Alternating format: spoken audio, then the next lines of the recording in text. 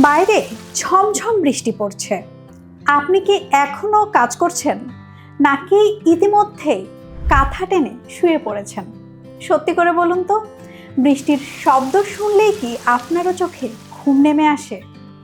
এই অনুভূতিটা কিন্তু শুধু আপনার একার না, প্রায় সবার সাথেই এমনটা হয়।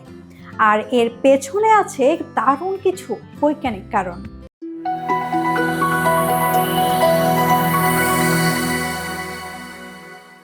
বৃষ্টির এই টাপুর টুপুর শব্দকে বলা হয় হোয়াইট নয়েজ, মানে একটানা শান্ত একই রকম শব্দ, যা আমাদের মস্তিষ্ককে বিভ্রান্ত না করে বরং আরাম দেয়। ফলে আশেপাশের হঠাৎ বিরক্তিকর শব্দগুলো ঢাকা পড়ে যায়, আর আমরা অজান্তেই ঢুকে যাই একটা শান্ত ঘুমের জগতে।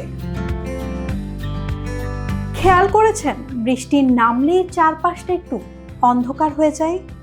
এই অন্ধকার আমাদের ব্রেনকে সিগন্যাল দেয় এখন রেস্ট টাইম। তখন শরীরে তৈরি হয় ঘুমের হরমোন, যেটা আমাদের আরো অলস আর তন্দ্রাচ্ছন্ন করে তোলে। আর আছে বৃষ্টির সেই পরিচিত সোদা গন্ধ। জানালার পাশে বসে বৃষ্টির গন্ধটা টেনে নেওয়ার মজাই আলাদা। এই গন্ধ আমাদের মনকে রিল্যাক্স করে, স্ট্রেস কমায়, যার ফলে ঘুমটা আরো গভীর হয়।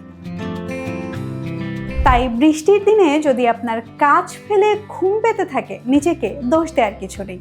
এটা আপনার শরীরের স্বাভাবিক রেসপন্স, প্রকৃতির এক ছোট্ট উপহার।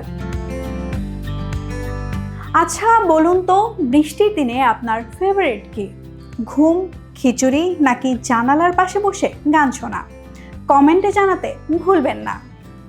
সুস্থ থাকুন, নিজের যত্ন নিন। নিউজ টেলের সাথে থাকুন।